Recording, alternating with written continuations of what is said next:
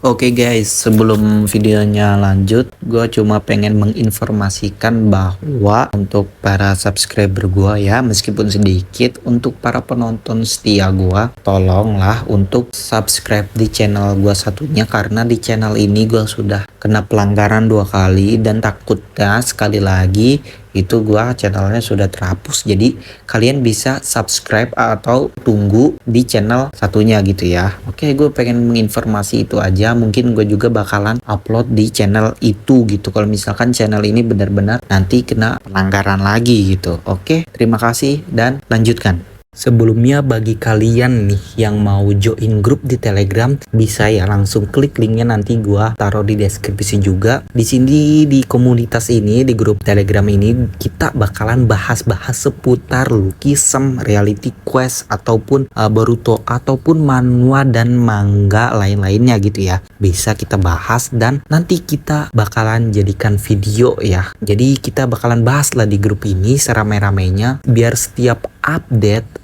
episode terbaru atau chapter terbaru kita bisa bahas bareng-bareng di komunitas ini. Oke, terima kasih dan lanjutkan videonya. Oke guys, kembali lagi bersama gua Isan di channel Isan Fadil, dan kali ini seperti biasa kita bakalan bahas Lucky-some chapter terbaru lagi ya, yaitu chapter 535. Oke lah, gak usah berlama-lama lah ya, langsung aja kita ke ceritanya. Let's go. Oke, jadi chapter dibuka dengan orang ini yang ternyata tahu kalau An Hyun Song itu dari Ansan. Orang ini juga bilang kalau Hyun Song beraninya ngambil para es dari bisnis orang lain. Hyun Song cuma bilang kalau orang ini mengenaskan. Bosnya langsung turun tangan buat ngurusin masalah. Kalau bisnisnya lagi terdesak, lawan balik pakai strategis bisnis, bukan pakai kekerasan. Abis itu Hyun Song langsung nyerang, tapi serangannya ditangkis pakai bahunya. Di sini orang ini yang unggul dalam pertarungan ini. Orang ini juga ngira kalau Hyun Song itu yang terkuat daripada yang lain. Terus Jin juga diserang sama si kecil ini, tapi serangannya nggak ada yang mempan. Terus panel pindah ke Vasco sama Jin Hobin yang dibanting. Abis itu si besar ini ngebanting Jin Hobin lagi sambil bilang kalau mereka nggak bisa ngalahin kekuatan genggaman dia. Terus panel pindah lagi ke Jang Hyun yang diserang sama orang bercakar ini. Orang bercakar ini dengan pedenya bilang ke Jang Hyun kalau Jang Hyun pasti baru pertama kali lihat insting liar. Abis itu dia nyerang Jang Hyun sampai senjata Jang Hyun kelepas. Dia juga bilang kalau dia udah berbulan-bulan ngasah teknik itu. Terus panel pindah lagi ke PHS yang nyerang si Bandana Merah. Si Bandana Merah bosen soalnya dia yakin kalau PHS ini nggak bakalan bisa nyerang dia karena dia itu jenius. Abis itu dia nge-copy PHS sambil bilang dengan pedenya kalau kayaknya PHS ini baru pertama kali lihat teknik copy. Terus panel pindah lagi ke Hyun Song yang terus nyerang pakai tinjuan biasa itu. Ternyata dia mau ngepojokin si orang ini. Hyun Song langsung ancang-ancang buat ngajar dengan sekali tinju. Pas tinjuannya udah mau kena, tiba-tiba malah flashback sama Mateso, anjay. Abis flashbacknya selesai, Hyun Song menang cuma dengan satu tinjuannya doang. Terus si kecil yang ngeliat itu mau nyamperin Hyun Song, tapi Jin langsung bilang yang kayak, "Woi, gua gimana?" Si kecil ngejawab kalau dia nggak tertarik sama Jin soalnya Jin kelihatan lemah. Si kecil langsung nyerang Jin tapi serangannya dihindar. Jin langsung ngalahin si kecil dengan satu serangan juga. Terus panel pindah lagi ke si besar ini yang lari ke Vasco tapi kakinya ditahan sama Jin Hobin. Habis itu Jin Hobin bilang kalau main judo-judoan itu nyenengin banget loh. Terus panel pindah lagi ke Jang Hyun yang nyerang balik pakai cakarnya sambil bilang kalau dia udah ngelihat insting liar selama hidupnya. Terus panel pindah lagi ke PHS yang ngebenerin postur tubuhnya si Bandana Merah ini. Dan chapter pun ditutup dengan PHS yang bilang kalau dia seneng bisa ketemu si Bandana Merah ini soalnya dia juga copy.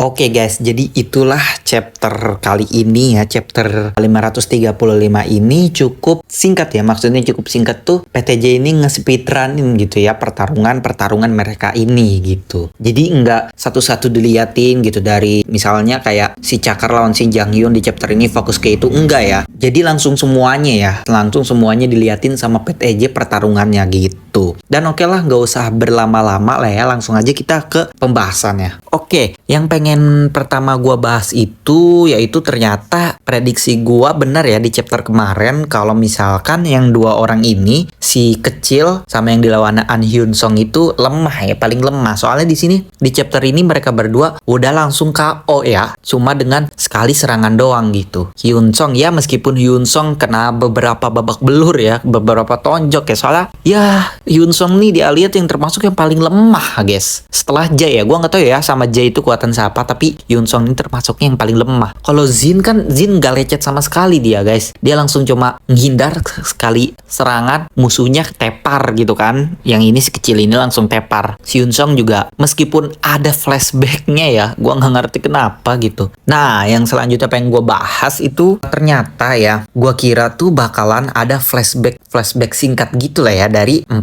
ketua Foreman Crew ini. Ternyata enggak guys, ternyata lebih cepat dari yang gua kira gitu. Kemungkinan di chapter depan tuh langsung rata tuh ya. Paling cuma dengan 1 serangan atau 2 kali serangan doang gitu ya. Kemungkinan kalau yang Jang Hyun nih kayaknya Jang Hyun bakalan abis cabik-cabik gitu ya. Maksud gua kan karena Jang Hyun tuh sensitif banget sama anak-anak gitu, sama perempuan-perempuan gitu. Jadi pasti dihabisin kayaknya.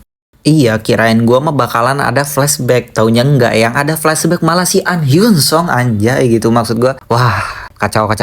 Oke, yang selanjutnya lagi yang pengen gua bahas adalah karena Sol sama Busan ini ada organisasi kayak Foreman Crew gitu ya. Nah, kemungkinan untuk Incheon juga nih. Kayaknya Incheon juga bukan sekedar yang tempat kecil gitu. Kemungkinan juga isi dalam orang-orang Incheon juga kemungkinan kuat-kuat. Lumayan banyak yang kuat juga, monster-monster gitulah. Soalnya kalau dari cerita-cerita Korea gitu, manhwa, cerita fighting, aksi gitu ya, action gitu, yang paling template-nya itu kebanyakan dari Sol, Busan, sama Incheon. Itu kebanyakan, Cok. Kayak study group tuh. Incheon kan si Yogamin. Terus dari Disney Ted Bully ya. Nah itu juga yang Kondegon itu. Nah itu kan dari Incheon juga tuh. Kemungkinan Incheon nih nggak cuma sekedar Najegeon doang. Pasti ada orang-orangnya di dalamnya itu yang kuat-kuat juga sih. Menurut gua kayak gitu ya. Kalau kemungkinan ada organisasi kayaknya ada. Cuma nggak mungkin ngulang lagi sistemnya kayak Foreman Crew. Udah cukup doain aja Sol sama Busan. Itu pun yang Busan juga kan dicepetin juga kan, di speedrun juga ceritanya kayak gini. Masa Incheon juga mau? Kemungkinan enggak sih kalau kata gua. Incheon juga kuat-kuat, cuma enggak seperti Foreman Crew gini sistem organisasinya mungkin ya. Nah, yang selanjutnya itu yang pengen gua bahas yaitu yang paling lucu di chapter ini tuh 3 badut ya. Ada 3 badut yang paling lucu di chapter ini. Yang pertama itu main cakar-cakaran depan Jang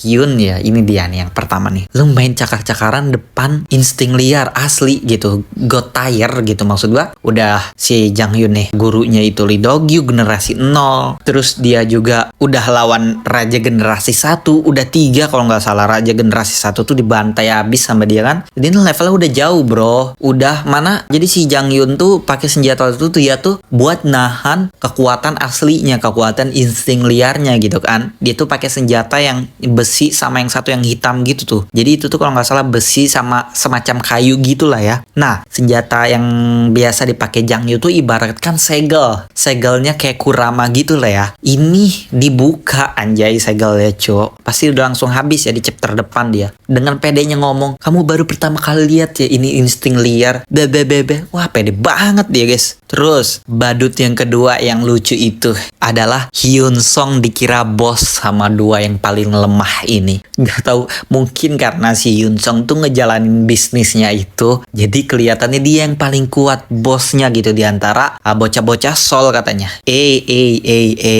Itu Jin juga bisa kayaknya ngelawan si Hyun Sung itu. Malah Jin yang dikiranya NPC anjay yang paling lemah. Alah, ada aja yang lucu-lucu kayak gini nih, sumpah. Terus sama yang ketiga ini, pamerin kopi depan perfect kopi anjay. Itu aneh bet sih, anomali banget, Cok. Ngepamerin depan anomali gini sampai dibenerin postur tubuhnya gitu. Itu mah apa kopi? Apaan kopi-kopian itu mah? Setidaknya Yohan aja yang ngekopi tapi nggak bisa sampai seperfect aslinya gitu ya. Udah bener postur tubuhnya, ini postur tubuhnya aja udah salah, dibenerin dulu tuh sama PHS ya. Jadi jangan aneh-aneh lah ya, udahlah. Bisa pamer-pamerin kopi depan PHS SB. Mana yang dipakai badan sama si PS ini badannya second body ya. Ini mah PHS mode best aja udah bisa, ini mah ngalahin lo gitu tuh. Oh iya, sebenarnya ada lagi sih badut satu lagi, yaitu main judo-judoan sama orang yang bisa matahin tulang lo. Awas, diremuk tulangnya, dibikin tulangnya remuk ya, biar gak bisa makan semalaman. Lihat tuh si Jinobin udah menggila anjay, udah